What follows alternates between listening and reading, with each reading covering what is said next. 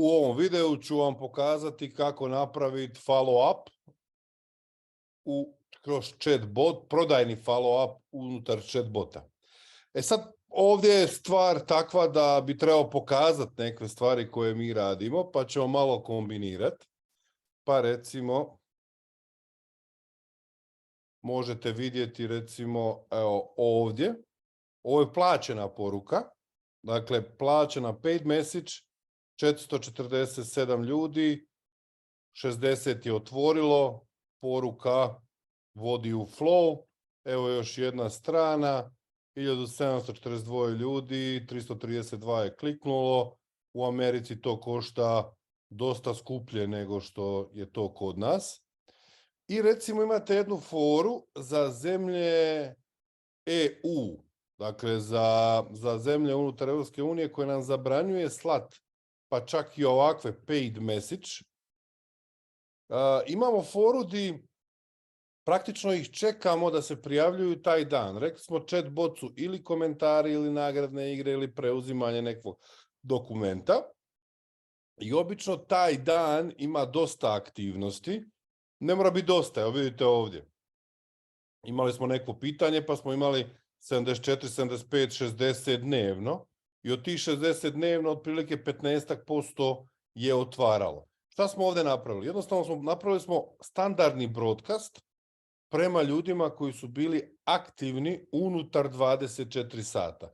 Odmah smo im poslali ponudu. Dakle, odmah su dobili ponudu. Pogledajte ovdje, imate, vidio, 1140, 1300, 900, 800. Dakle, stranica koja je aktivna, ovo nije, ovo smo vadili e-mailove, ali 700, 800, 900, dakle, stranica koja je aktivna, kad je nagradna igra, recimo, ili nekav atraktivan komentar ili tako dalje, ima i dosta koji su aktivni, možemo poslati poruku odmah.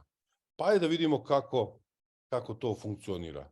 Poprilično je jednostavno, nemamo puno prostora za početak, ali može se napraviti. Što je sljedeća stvar? Dakle, prva i osnovna stvar je poruka unutar 24 sata. Dakle, kupcima, oni koji su bili aktivni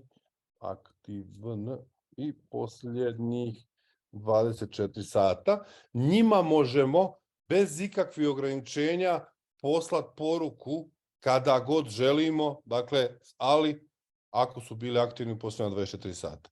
Što znači, onoga trenutka kada nam se neko prijavi, kako god da uđe, ovu poruku će dobiti unutar 24 sata od prijave. Ja volim staviti recimo na večer u 8, 20 svaki dan, pa ko dobije, ko ne dobije. Uzmem i skopiram 30-40 poruka, zakažem im svaki dan u 7 sati, neko će dobiti, neko neće i ta poruka u 90% slučajeva sadrži nekakav baton.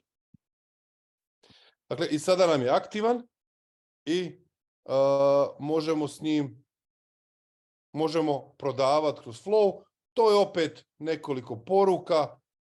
Ja savjetujem da se kvalificira sa pitanjima koje, što je, šta mu treba i onda na kraju ćete poslati poruku koju mislite da je adekvatna za tog kupca, odnosno za te ljude koji su se kvalificirali. Neću vam pokazivati, imate sve to u marketing klasu. U slučaju da imate opciju za paid message, otprilike je slična priča, samo što počinjete sa plaćenom porukom. Dakle, isto tako imat ćete poruku, znači plaćena. Razlika je što ovdje imate male znakova. Dakle, morate zainteresirati nekoga da klikne na link. Ja stavljam zanima i onda opet imate flow kao što je ovaj i vodite nekoga u flow, tamo ga pitate, usmjeravate i kad odabere ono što mu treba, onda ga usmjeravate tamo gdje želite. Dakle, ukoliko je to neki web shop, vodite ga na web shop. Ukoliko je to sastanak ili poruka, tražite da ostavi broj telefona da ćete ga nazvat. Ili ako je to nekakav lokal, pošaljete mu u Google adresu, odnosno Google lokaciju, da vas može pronaći, da vam se javi. Možete mu poslati nekav kupon, pa mu reći, vidi kad se javite, recite konobaru da ste vi IP78 i na osnovu toga ćete dobiti 10% popusta na prvu narudžbu ili na piće, na kavu, na alkohol, hranu, šta god. Dakle, to je nekav follow-up unutar chatbota.